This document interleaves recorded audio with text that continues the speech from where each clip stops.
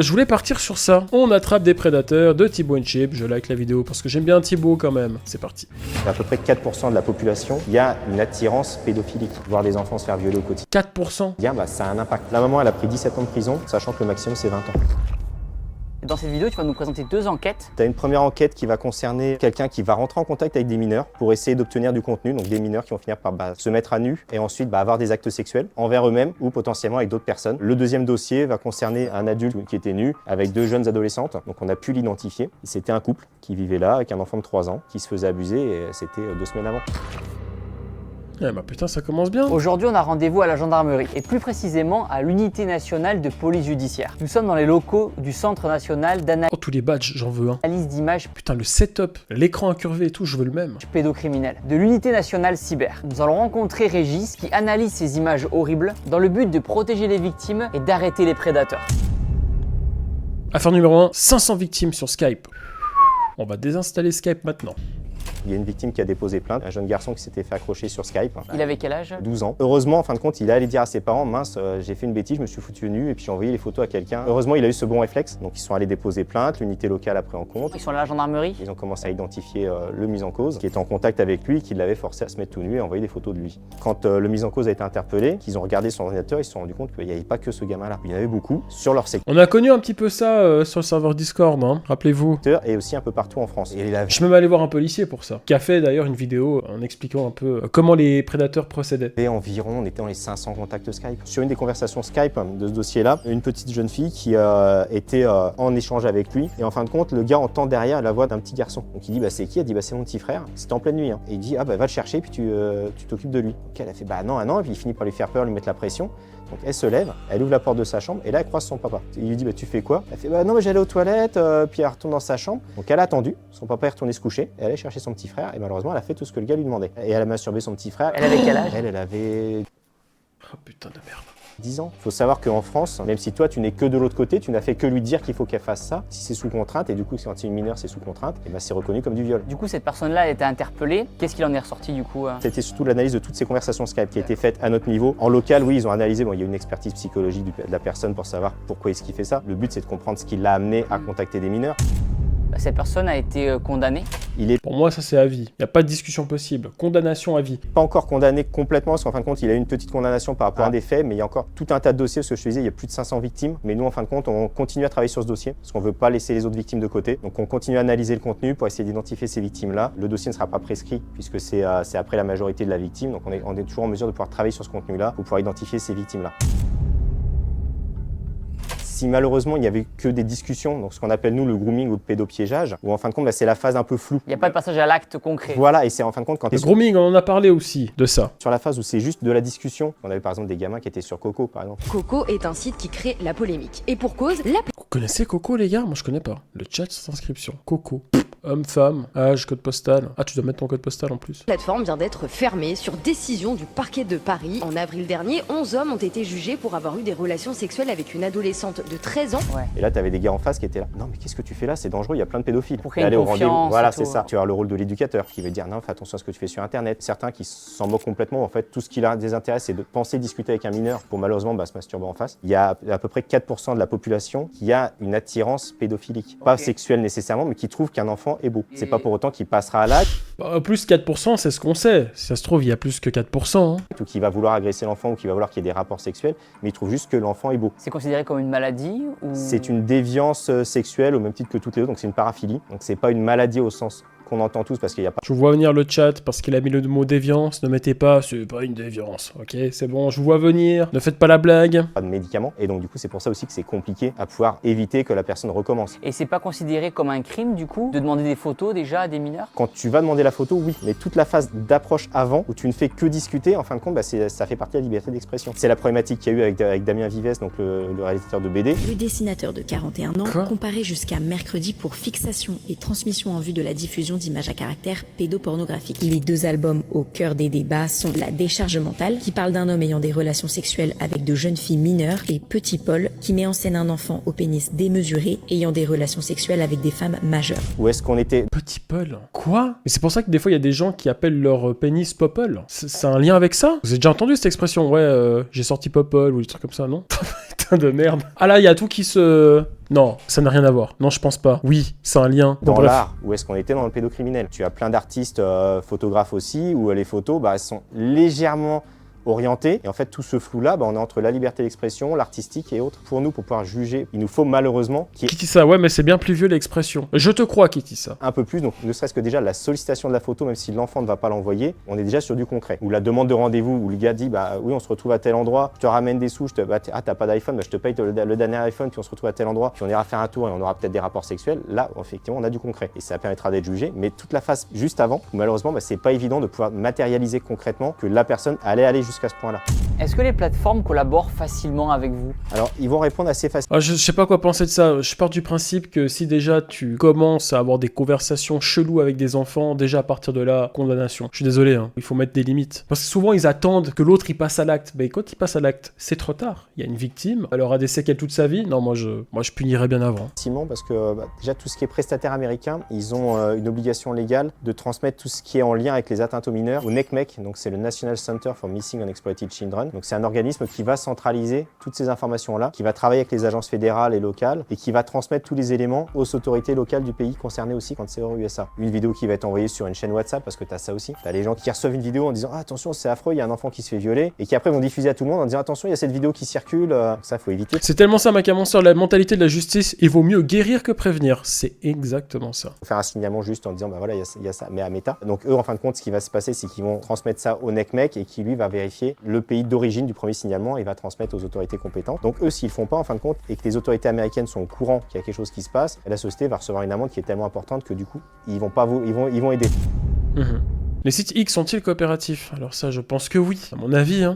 Est-ce que vous êtes en lien aussi Il y a des tunasseurs dessus, forcément. avec des sites pour adultes de pornographie pour des fois faire retirer des vidéos? Du traitement qui a été fait, surtout, c'est via Interpol et Europol, où ils vont discuter avec les grosses plateformes. Tu as des sociétés, par contre, qui nous ont contactés directement. Par exemple, c'était Xvideo, pour savoir s'ils pouvaient nous transmettre les informations concernant des utilisateurs suspects chez eux, qui transmettraient du contenu. Donc des fois, c'est pas nécessairement effectivement du mineur, mais pour eux, ça peut être mineur par rapport au visuel, parce que tu n'as que le visuel. Ouais. Il y a quand même une volonté aussi de faire quelque chose. Donc on est vraiment sur la phase, nous, par contre, sur le contenu en tant que tel impliquant un mineur, n'est pas sur la phase de l'accès à la pornographie aux mineurs, qui a besoin d'être préservé aussi, parce que malheureusement, quand un mineur va être éduqué sur la sexualité uniquement avec les sites porno, on voit ce que ça donne, quoi. On se rend compte qu'il y a de plus en plus de vidéos dont les noms, ça va être inceste, ma belle-fille, mon beau-père. Et en fin de compte, ça découpe plus ou moins de ça. Et en fin de compte, les gamins et les gamines sont éduqués avec ça maintenant. On va dire que c'est que du texte, c'est pas nécessairement le cas en réel, mais derrière, ça inclut, voilà, ça. J'avais fait un sketch sur ça. Je sais plus, ça devait être un reel ou un TikTok. Je disais les titres qu'on pouvait voir un peu sur les sites pour adultes. Mais il y a des titres, des fois, c'est lunaire, hein, les gars. C'est vraiment lunaire. Hein. Toute la psychologie qui va derrière, ça va dédramatiser, on va dire, l'inceste et autres. Et du coup, l'impact pour les gamins qui sont éduqués qu'avec ça, Ouais, c'est vrai. c'est grave, quoi. Donc là, c'est pour ça aussi qu'il faut limiter l'accès. Pour les mineurs, c'est pas juste par rapport au visuel, t'as aussi par rapport à toute cette terminologie qui est employée, qui va dédramatiser quelque chose qui est pas logique, quoi. Tu as deux entités au niveau de notre département atteinte aux personnes, la division des opérations d'unité nationale cyber, qui sont le Centre national d'analyse des images pédocriminelles. On va recevoir les photos et les vidéos qui sont saisies par les unités locales, police et gendarmerie, dans le but d'analyser ce contenu pour identifier les victimes, pour éviter qu'elles soient abusées de nouveau. Et tu as un groupe de répression, des enquêteurs, qui sont spécialisés dans les atteintes envers les mineurs pour l'instant. Leur but, c'est d'identifier les réseaux de pédocriminels, de travailler dessus pour faire tomber les réseaux. Coco, par exemple, c'est notre unité qui a travaillé dessus, de manière à pouvoir faire tomber. Moi, le seul Coco que je connais, je suis désolé, hein, c'est ça. Tu veux me quitter, c'est mort, Coco. Je veux plus tes efforts. Est-ce qu'elle essayait pas de nous faire passer un message? Je pourrais m'enjailler sur ce genre de musique. Oui, j'en ai fait une analyse critique, oui, je me suis foutu de sa gueule, mais en vrai... Non, l'horreur, c'est Madift. Ouais, c'est vrai, t'as raison. Non, c'est éclaté, en fait. Mais le rythme est bien, ça donne envie de danser. Sur Insta, t'es en vue. Je suis en train de perdre de la visibilité, là. Je suis désolé. Pardon. Oh, voilà, c'était pour mettre un petit peu d'ambiance. Ces réseaux-là. Après, on a réussi à être reconnu au niveau international, donc à s'impliquer avec Europol et Interpol. Donc là, on doit être à peu près une vingtaine de terrains Putain, la transition, j'arrive pas. On était sur quelque chose, là, on revient sur du sérieux. dans la base de données d'Europol. De contenu pédocriminel. Ouais. Est-ce grave d'afficher ses enfants sur les réseaux?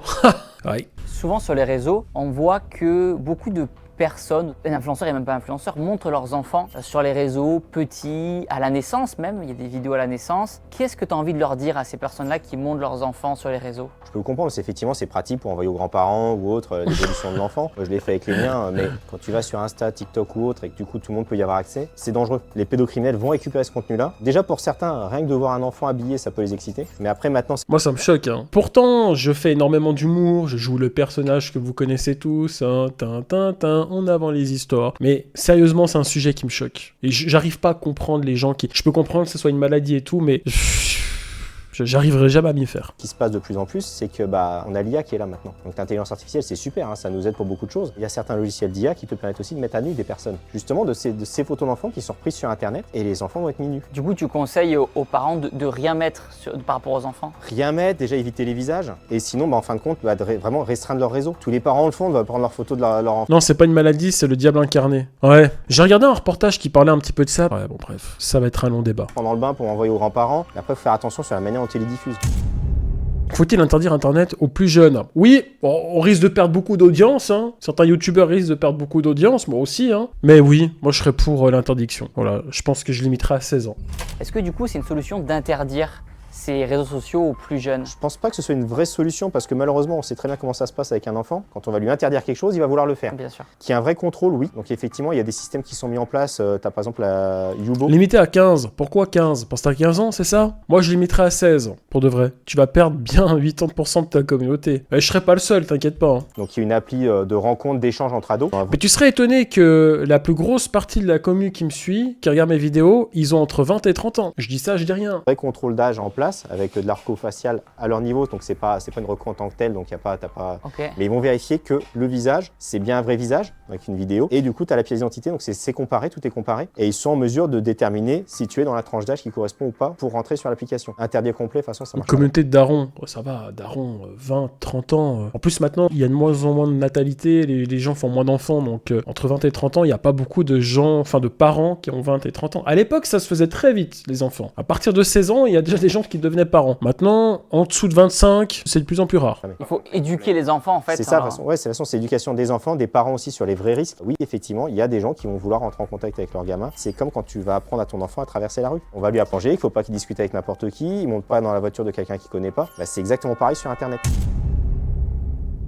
Toi qui as des enfants et qui est au courant de tout ce qui se passe, qu'est-ce que tu leur dis pour qu'ils fassent attention à tout ça? Quand ils étaient petits, je leur ai dit qu'il y avait des gens sur Internet qui étaient dangereux parce que ils avaient des mauvaises idées avec les enfants. Donc quand ils discutent avec quelqu'un, qu'ils soient sûrs que ce soit bien le copain de la classe. Ou après, quand ils ont grandi, ils jouent en ligne sur différents réseaux, genre GTA ou autre, parce que même si c'est interdit à des mineurs ou à partir d'une certaine tranche d'âge, on sait bien que les gamins ils veulent y jouer quand même. L'ordinateur était dans la salle, donc je faisais attention à ce qui se passait aussi. Mais après, c'était surtout leur expliquer qu'il y a des risques. Donc si tu vois quelqu'un qui te pose des questions, qui te perturbe, tu me le dis tout de suite. Et puis après, quand ils ont grandi au fur et à mesure, je suis rentré plus en détail. Je leur ai dit clairement, il y a des gens qui veulent abuser des enfants, qui veulent voir des enfants tout nus ou au plus. Il y en a un qui te demande une photo, déjà c'est hors de question. S'il y en a un qui te demande où tu habites, tu lui dis d'aller se faire voir. Et clairement, ils savent ce que je fais et ils savent les vrais risques qu'il y a. Après, on va me dire, ouais, mais c'est des garçons, donc c'est plus facile, ils risquent rien. Non, ils risquent autant parce que que ce soit garçon ou fille, malheureusement, ça attire. Mais par contre, c'était plus sur l'éducation de pourquoi je leur disais de faire attention. Donc il faut prendre en compte ça. Ils vont jouer en réseau, derrière, tu sais pas qui t'as. Donc il faut que les parents, oui, s'intéressent. Quand on devient parent, les gars, vous vous rendez pas compte l'angoisse que c'est que d'être parent. L'angoisse, avec tous ces tarés qu'il y a autour. Ouais, ton fils dit, ouais, je veux être sur Fortnite. Au début, tu vas dire, ouais, c'est quoi? Puis voilà, tu vas regarder, oui, apparemment, il n'y a rien de mal. Mais quand tu sais qu'en fait, oui, il y a des pédos qui sont dessus, ils sont. Même sur Fortnite, il y a des. En fait, ils sont partout. On peut pas cibler un réseau spécifique. À partir du moment où ils vont pouvoir rentrer en contact soit avec d'autres pédocriminels, soit avec des mineurs, ils vont y être.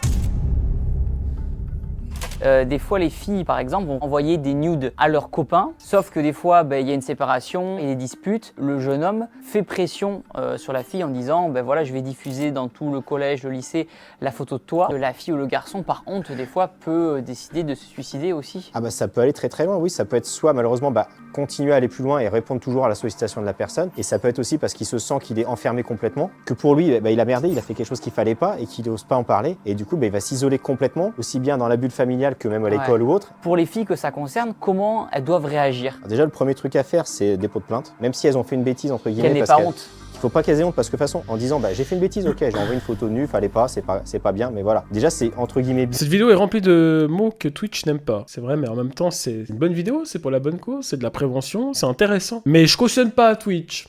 Ouais. Bien quand c'est juste à quelqu'un qu'elles connaissent réellement. Oui. Parce que malheureusement, on a des dossiers où c'est quelqu'un soit qui se fait passer pour le copain en ligne, qui se fait passer pour l'ami d'un ami ou qui se fait passer pour une agence de mannequinat ou autre, il y a ça aussi. Mais même si c'est quelqu'un qui n'est pas facilement identifiable parce que c'est un pseudo avec qui il discutait, on aura toujours des moyens d'enquêter pour pouvoir l'identifier. Donc faut pas se dire c'est en ligne, on pourra rien faire. Faut qu'elle en parle à ses Faut en parents. parler tout de suite, soit à ses parents, soit à un adulte qu'elle connaît bien dans son entourage familial, parrain, marraine, pour que tout de suite, en fait, il y ait le dépôt de plainte, que le contenu déjà soit saisi aussi sur les supports du gars. Ouais. Cette photo-là, nous on en aura besoin aussi pour pouvoir l'aider, parce que nous on va l'intégrer en base internationale et du coup on sait qui c'est. Donc cette base-là, elle est accessible que par des enquêteurs, nos homologues. Mais l'avantage, c'est que si jamais on a du contenu qui va la concerner elle aussi, qui ressort, on saura tout de suite. Affaire numéro 2, inceste familial. Et ben voilà. De quoi parle cette deuxième affaire alors? Alors la deuxième affaire, c'était dans le cadre d'une task force d'Europol. Donc cette affaire-là, en fin de compte, c'est les données qui ont été saisies sur le Darknet. Le collègue de la task force s'est rendu compte que ça pointait vers la France. Dans la vidéo, en fait, ils ont reconnu, c'est ça? Ouais, ils ont retrouvé quelques objets qui effectivement pouvaient être français. Et donc on a pu localiser que c'était en France. Sur le contenu, Merci. c'était un adulte qui était nu avec 2 jeunes adolescentes. Il y avait des poses sexuelles, donc c'était les seuls éléments qu'on avait à ce moment-là. En fin de compte, donc on était à 6h du matin.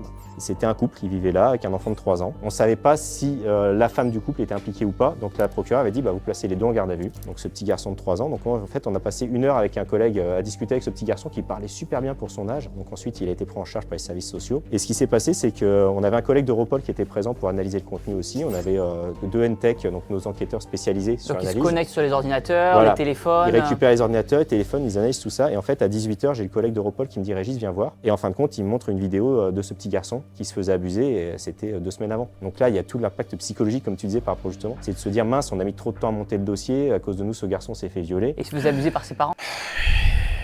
Bah, j'ai un peu peur avec Twitch et en même temps, ce que j'entends, ça me rend...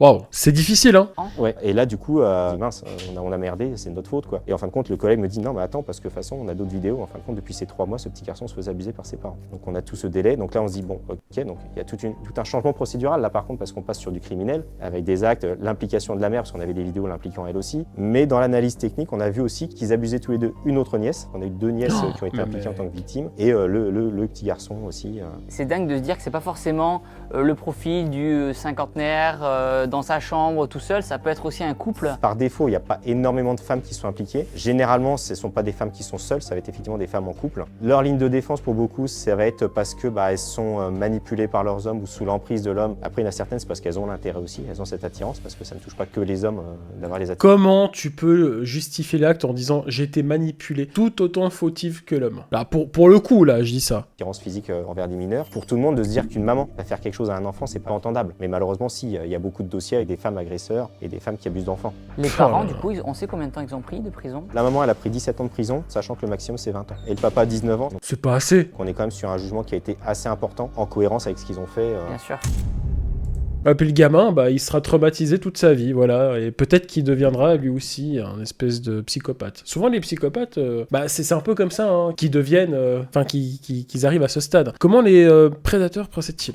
Sans rentrer forcément dans les détails, comment tu forces un enfant de 3 ans, c'est quoi? En fin de compte, tu le forces pas. Parce que comme il a commencé depuis ces 6 mois, lui, c'est son habitude. De pratiquer un acte sexuel Lui, sur les Mais qu'est-ce que j'entends là? parents. Pour lui, c'est cohérent. C'est cohérent que sa maman lui fasse quelque chose sur le zizi. C'est normal, c'est son habitude. Pour te dire à quel point, c'est que quand il a été placé dans la famille d'accueil, ce petit garçon, pour dire bonne nuit, sa coutume, c'était un bisou sur la bouche et un bisou sur le zizi. Donc en fin de compte, Putain de merde. maintenant, il y a tout un travail psychologique sur ce garçon pour lui faire comprendre que déjà qu'il y est pour rien, mais que non, on fait pas ça. En fait, ils ont détruit une vie. Potentiellement, il va pouvoir s'en sortir. J'ai eu la chance de rencontrer des victimes aux États-Unis et qui ont réussi à avoir une vie tout à fait cohérente après, avoir une vie de couple même, avoir des enfants et tout se passe très bien pour eux. Donc il y a un espoir. J'ai juré, on dirait une mauvaise blague. Ouais, c'est le genre de blague que j'aurais pu faire avec le personnage, là, tu vois, par exemple. Mais tu vois, quand tu parles d'un sujet concret, réel, c'est moins marrant. Et il n'est pas complètement ruiné, ce garçon. Ça va lui prendre beaucoup de temps. Combien de temps il peut se passer entre le fait que vous ayez découvert un prédateur et le fait que les forces de gendarmerie ou de police interviennent? Ça va dépendre de savoir si on a assez d'éléments pour pouvoir déclencher une interpellation en local, ou alors ça va dépendre aussi de la dangerosité de l'individu. Des éléments de contextualisation, qu'il est en contact réellement avec des enfants, dans une sphère où il peut accéder à des enfants. Donc ça peut effectivement prendre malheureusement 6 mois, 1 an. Existait un commerce de contenu pédocriminel. On a une problématique qui ressort maintenant en ce moment, par contre, c'est les petits jeunes de 16-20 ans qui, au lieu de vendre du stup, parce que c'est dangereux le stup, il y a un moment, il faut que tu envoies le colis ou que tu te déplaces. Donc du coup, maintenant, ce qu'ils font, c'est qu'ils vont vendre du contenu. Ils récupèrent des images ou alors même Ah eux, ouais. ils demandent des images, ils font du chantage. Eux, ils vont les récupérer soit sur le dark, soit en téléchargeant, parce qu'il y a encore tout ce qui est peer-to-peer, ça fonctionne encore toujours. Et en fin de compte, ils vont vendre ces liens-là. On a déjà eu des dossiers avec ça où justement, on a fait tomber un réseau. Qu'est-ce qui risque là d'avoir fait ça? Vraie question les gars, répondez-moi sérieusement, qui est déjà allé sur le dark web? Moi, jamais, parce que sachant ce qu'il y a là-dessus et connaissant ma sensibilité face à ça, je n'osais pas. Je connais des gens qui l'ont fait, qui m'ont dit ouais, sur le dark web tu peux voir ça, parce que par curiosité, on appelle ça aussi la curiosité morbide. Je sais pas si vous connaissez un peu ce terme. Et moi, je n'ose pas. Tout ce qui est curiosité morbide et tout, j'arrive pas. C'est pas possible. Non du tout, et même si je voulais, je ne saurais pas faire. Je pense pas que ce soit compliqué, mais... Ça? C'est de la détention, de la diffusion de contenu, ça va être du 5 ans de prison. Mais déjà, il y a ce signal qui est envoyé aussi, attention, arrêtez de faire ça.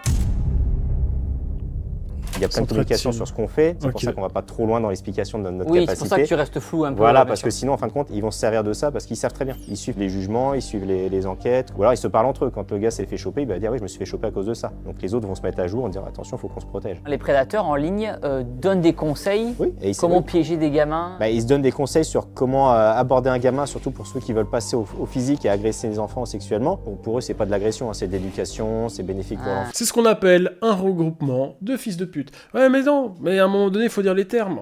Ils ont tous ces conseils pour justement éviter que l'enfant ait déposé plainte. Donc ça va être aussi l'usage de médicaments. Quels médicaments on donne à des enfants Voilà, pour quel pouvoir médicament, abuser d'eux. quel dosage, parce que Carrément, il y a carrément des cours. En fait, ils font des cours, ils prennent des notes, machin, ils ont des devoirs, ils ont des tests, ils ont un oral à l'écrit. Ouais, c'est bien, c'est une école, quoi, c'est bien. faire gaffe quand même, ce serait dommage que l'enfant décède. Ou alors ça va être l'usage de médicaments spécifiques, faire attention à ça, faire attention aussi aux traces qu'on peut laisser, C'est tout un savoir-faire, en fait, c'est incroyable. soit en ligne ou aussi en physique, pour justement éviter d'être détecté, éviter d'être identifié.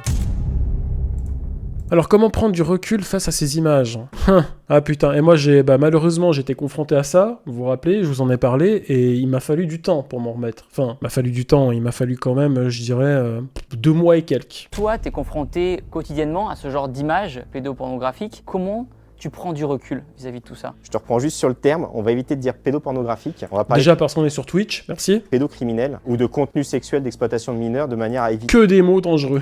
parce qu'en fin de compte, il n'y a rien de pornographique, parce qu'il n'y a rien de bien là-dedans. C'est des enfants qui se font violer, qui se font abuser, donc Je tolère pas Twitch. on a essayé de mettre en place ça. On est en train de faire en sorte que ça change au niveau français. Au niveau international, depuis 2016, il y a une terminologie. Je pense que le flic, il a l'habitude. J'en ai discuté avec Icop. Icop, c'est le policier, le fameux policier qui a participé à ma vidéo et chez qui je suis allé donner la clé USB où il y avait toutes ces images et puis les pseudos des gens qui ont partagé ces images. Voilà. Lui, il travaillait là-dedans puis il m'a expliqué que, en fait, au début, ça l'a marqué puis après, c'est comme une sorte d'habitude. Mais que de toute façon, jamais ils peuvent s'y faire. C'est juste que, en fait, t'as l'habitude de voir ça. Donc, puis tu mets comme comme un filtre, en fait. Ton cerveau, voilà. Je sais pas comment expliquer, mais tu vois ça et ça te fait plus rien. Mais c'est parce ton cerveau te protège en fait. En anglais, traduit dans les langues officielles aussi, donc ça de manière à changer ça. Parce qu'effectivement, c'est dégueulasse quoi. L'avantage qu'on a, entre guillemets, c'est moche de le dire comme ça, mais c'est qu'effectivement, on sait qu'on va être confronté à ce contenu. Comparaison avec un collègue qui est sur le terrain, où en fin de compte, on va lui dire, c'est déjà arrivé, j'ai trouvé cette clé USB là en emménageant chez moi, j'ai regardé ce qui est dessus, c'est dégoûtant, et en fin de compte, le collègue va brancher la clé, il va avoir des enfants se faire violer. Lui, il s'y attend pas. Ou sur des dossiers de stup, et puis en fin de compte, dans le contenu du téléphone, quand ils exploitent, ils se rendent compte qu'il y a des enfants violés aussi. Nous, l'avantage, entre guillemets, c'est qu'on le sait, donc on se prépare psychologiquement à ça, et on va pas se focaliser sur ce qui se passe concrètement. On va juste vérifier, oui, c'est du mineur, oui, il y a un acte sexuel, donc on est dans le cadre légal pour pouvoir travailler. Et en fin de compte, on va s'intéresser à tout le reste pour pouvoir identifier cet enfant et éviter qu'il soit abusé de nouveau. Ces gens qui font ce métier, je les respecte énormément. Je les respecte. Moi, je pourrais pas. Même si tu sais que tu peux sauver des vies, tu peux retrouver ces prédateurs et tout en analysant une vidéo ou un contenu, je n'aurais pas la force. Donc franchement, pour moi, ces gens-là sont des surhommes. Donc vraiment, respect à ces gens-là. Faut-il se faire justice soi-même? Oula. Qu'est-ce que tu penses des vidéos des fois où on voit des pédophiles se faire tabasser, des gens qui font justice eux-mêmes? Un Belge Je devrais pas dire ça, mais vous savez quoi, j'ai aucune pitié. En vrai, voilà. Alors, je suis pas pour, sinon c'est l'anarchie si tout le monde agit à sa façon, mais j'ai pas de pitié en vrai. Alors là, je ne likerai pas la vidéo, je ne partagerai pas la vidéo parce que c'est quand même un contenu qui reste violent, mais voilà, j'aurais pas de pitié. a tabassé son voisin présumé pédocriminel. Après plusieurs jours de cavale, il s'est rendu à la police. Tu touches plus les enfants.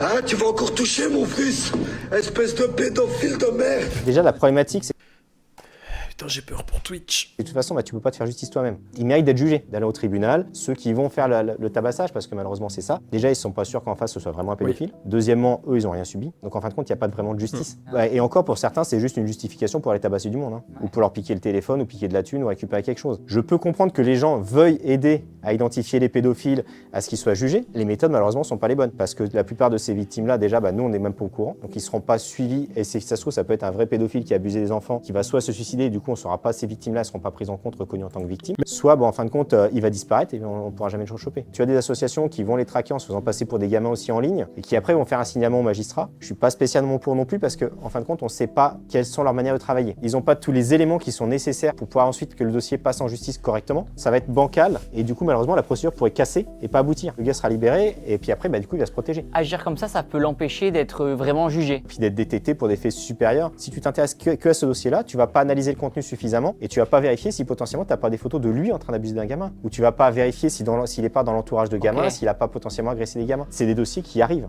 Il y a des gars qui se font détecter pour de la détention de contenu et derrière, quand le travail est suffisamment poussé en amont et ensuite pendant la garde à vue, on réussit à déterminer qu'effectivement il y a eu des agressions sexuelles. On va le dire concrètement, il y a des personnes qui vont regarder la vidéo YouTube et qui veulent signaler un comportement. Là, ils écoutent notre vidéo, notre discours, ils disent ah bah oui, j'ai quelqu'un en tête qui était problématique. Comment ils peuvent agir là maintenant? Tu as 3 particularités, donc ça va être Pharos effectivement pour tout ce qui est contenu. Répondre au questionnaire, c'est ça? En fait, ouais, tu as répondu à un questionnaire, après tu peux être en anonyme et tout ça, il n'y a pas de souci si les gens ont Ça, je connais pas. peur d'être détectés. Ensuite, donc il y a l'application Ma Sécurité qui va être guidée aussi. Il y a la brigade numérique qui peut suivre aussi ces éléments-là. Et après, tu as Point de Contact, donc il y a une association civile, on est en partenariat avec eux, où ça peut être aussi tes victimes qui en fin de compte ont leur contenu qui a été pris. Elles peuvent aller aussi chez Point de Contact et elles pourront être guidées aussi sur comment essayer de faire retirer ce contenu-là en ligne.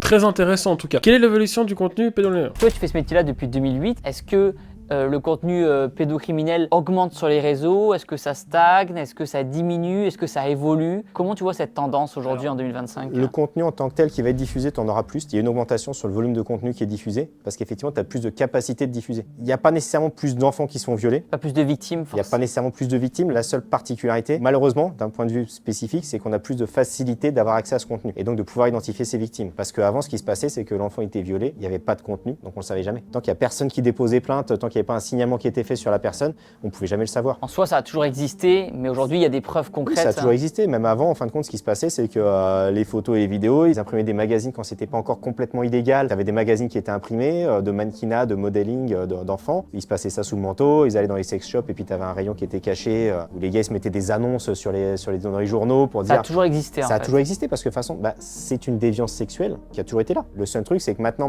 c'est en ligne. Donc pour nous, ça a cet avantage, c'est que potentiellement. Avec Internet, c'est encore pire. Avec Internet, tous les forums, les conneries, il y a tellement de trucs. On peut identifier plus facilement parce qu'on aura du contenu. Donc c'est malheureux parce qu'effectivement l'enfant se fait violer, mais de toute façon c'était déjà le cas. La seule particularité, c'est que là maintenant on a un moyen d'avoir cette scène de crime et de pouvoir travailler dessus pour identifier cet enfant pour éviter que ça continue.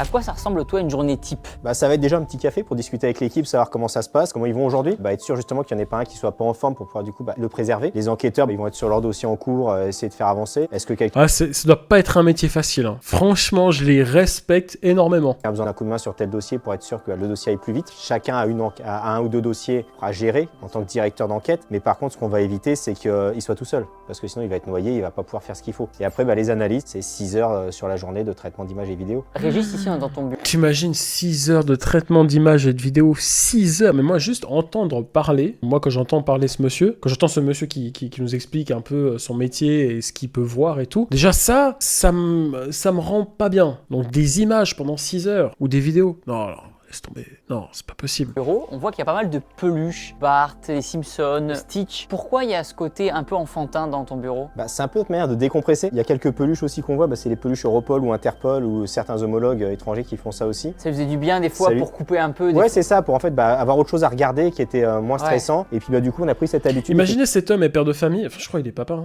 Ouais. Imaginez, il voit des images, voilà, et des vidéos toute une journée. Et quand il rentre à la maison, puis qu'il va mettre ses enfants au lit et tout, mais ça doit être quand même quelque chose, je vous le dis. Effectivement, d'en rajouter un peu plus. On évite d'en avoir trop quand même, parce que c'est quand même un espace de travail. Mais c'est le point sur lequel on va pouvoir se focaliser tranquillement, qui nous permet de nous soulager l'esprit, quoi. Avez-vous un suivi psychologique? Il me semble que oui, ils ont. Bah oui, normal. Est-ce que toi et tes collègues, vous êtes suivis psychologiquement des fois pour prendre du Donc, recul sur tout ça? Oui, donc on a un suivi psychologique qui est mis en place. Donc on a un suivi individuel une fois par an et après on a un suivi collectif à peu près une fois par trimestre où là justement on va discuter de tout. Et après ça peut être suite à un dossier opérationnel. Donc le dossier avec le petit garçon, justement on a fait un débrief avec tous les enquêteurs qui étaient impliqués pour revenir sur comment était le dossier, qu'est-ce que chacun faisait sur le dossier. Et justement avec cette phase de découverte des viols du garçon. Et tu vois, il y a des collègues par exemple qui étaient eux sur l'unité locale, qui sont pas habitués à avoir ce suivi psy, qui nous disent au départ, on disait ouais non ça sert à rien. De toute façon on a fait autre chose à côté, on a fait de la découverte de cadavres, on a fait d'autres trucs parce que c'est leur quotidien. Et en fin de compte, quand ils ont fait ce suivi, ils se sont dit ah oui effectivement c'était toujours dans ma tête. Si tu le gardes trop au fond de toi, le problème c'est qu'il y aura un jour où ça va claquer. On est humain quand même, voir des enfants se faire violer au quotidien, ça a un impact. C'est arrivé toi des fois de craquer des fois en rentrant à la maison? Il y a des moments où oui c'est difficile, en fin de compte on va décompresser, on va faire du sport, bon pas à ton niveau, mais on va courir un petit peu, on va se détendre, on va discuter parce que tu as besoin de décompresser. Il y a eu une évaluation qui a été faite en Angleterre par exemple, quand tu regardes du contenu choquant, que ce soit ça ou les accidents de la route par exemple, violents, il y a des gens qui sont accros à ce genre de contenu. L'idéal pour éviter l'impact pour toi, c'est de jouer à Tetris juste après. Et des jeux de ce genre-là, parce qu'en fin de compte, ça va te permettre de limiter l'impact et la conservation dans ta tête de ces vidéos-là. Nous, on sait qu'on les a toujours parce que malheureusement, moi je vais regarder des dossiers, je suis capable de dire cette victime-là j'ai déjà vu, ça c'est identifié, ça c'est dans tel pays, parce que c'est dans ma tête, mais je ferme les yeux, j'ai pas les photos qui ressortent. Donc c'est là, mais c'est préservé, on va dire.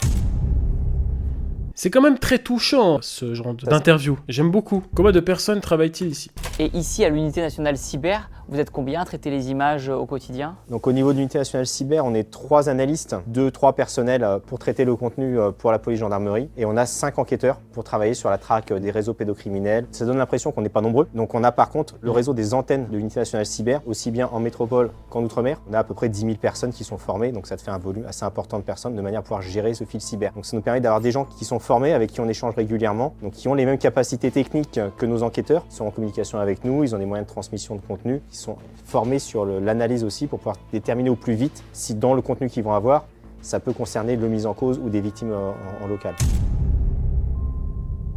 Régis, s'il y a des jeunes qui regardent la vidéo actuellement et qui aimeraient faire le même métier que toi, comment faire? Donc, écoutez bien les jeunes. Pour rentrer, en fin de compte, maintenant, il y a une spécialisation cyber, mais il faut rentrer par le cursus classique. Donc, ils seront obligés de passer en école, ils seront obligés de faire du parcours du combattant, à Saint-Astier, Ça va être physique, hein, attention.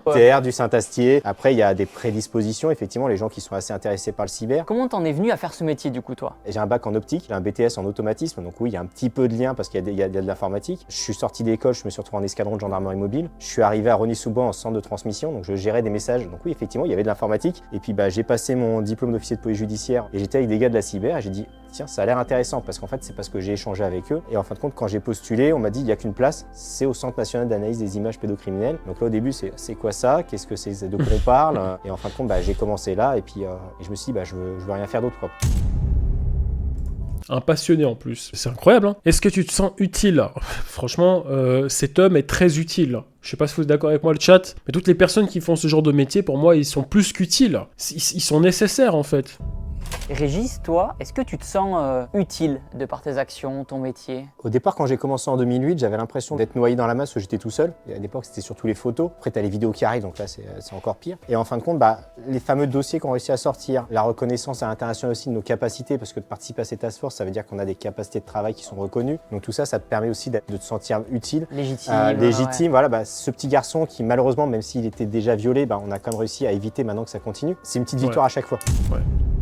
Quelle affaire t'a le plus marqué? Quelle affaire qui t'a marqué? Dieu sait. Et toi, personnellement? Un gars sur le Darknet qui commençait en fin de compte à vouloir passer à l'acte avec une jeune fille et il demandait des conseils. Donc il était dans la phase de préparation, donc il n'y a jamais rien eu sur cette gamine et on a réussi à intervenir avant et à le présenter à la justice avant qu'il passe à l'acte. D'accord. Après il a choisi de se suicider, donc là le dossier est clôturé. Mais en fin de compte, cette jeune fille a été complètement préservée, elle est même pas au courant qu'il avait ses intentions. Incroyable. La fermeture de Coco, c'est une victoire parce que voilà, la fermeture de ce site, ça a mis un arrêt aussi, non seulement aux atteintes aux mineurs, mais à du trafic de stupes, à des agressions physiques sur adultes aussi. Ça a servi à quelque chose.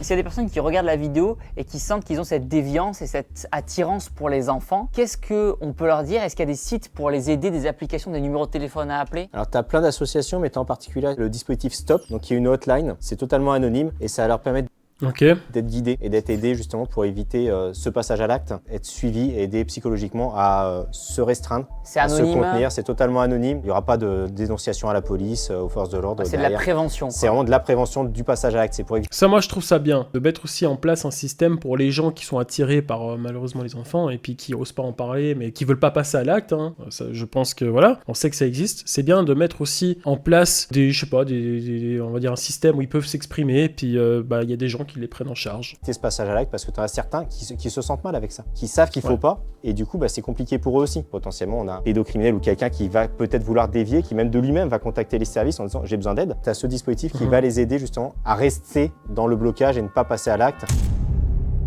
Tu as des messages à faire passer? Est-ce que tu aurais un message à adresser aux enfants, aux parents qui vont regarder cette vidéo? C'est ce qu'on disait depuis le début, c'est le dialogue, quoi. Même si l'enfant pense qu'il a fait une bêtise, en parler. Les parents, essayer d'écouter. Effectivement, il y a des moments où on va se dire est-ce que c'est vrai ou est-ce que c'est pas vrai. Les jeunes, quand vous avez fait une bêtise, surtout en parler, il vaut mieux se faire gronder que aller plus loin et puis aller malheureusement jusqu'à la mort, parce que quand on est enfermé complètement, qu'on ne sait plus comment s'en sortir, c'est malheureusement les risques qui arrivent pour certains. Merci Régis. Merci à toi, pour ce Thibaut. témoignage. Et j'espère que la vidéo qu'on a fait aujourd'hui va pouvoir aider un maximum de personnes. Franchement, bravo, hein. Magnifique photo. Les gars, bravo. Très bonne vidéo de Thibaut InShape et ce monsieur et tous ses collègues et tous ces gens qui bossent là-dedans. Franchement, un grand respect à vous. J'applaudis. On peut applaudir le chat, hein. Vraiment un grand respect à vous. Bonne soirée. Merci infiniment. Ciao, ciao.